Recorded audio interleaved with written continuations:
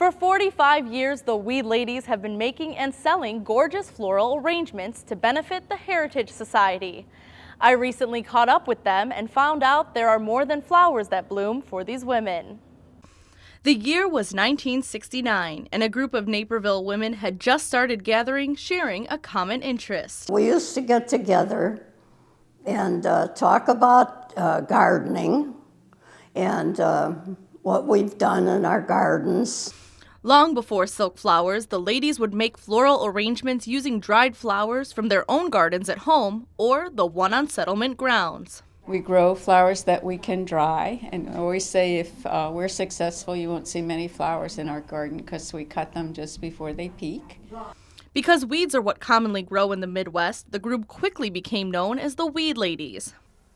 I do remember that Art was doing an article, and he wrote that we were the Weedies, and everybody just rose right up. They were hysterical.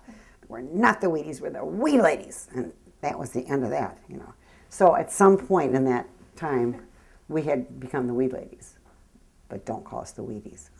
It's not going to work. To benefit the Heritage Society, the Weed Ladies began selling their arrangements during Naperville's Big Antique Show at North Central College.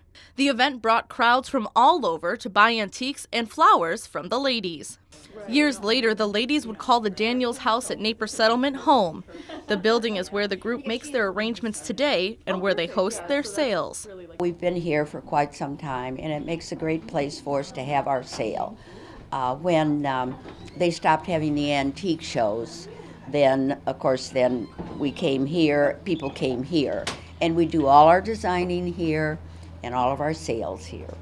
For the women, being a Weed Lady is more than pretty projects. It's a chance to break away from daily life and enjoy some much-needed girl time. Peace, good humor, we sing, and it's a great group of ladies with whom to work, and we have a good time, a lot of talk, a lot of laughs, and we always have a nice lunch.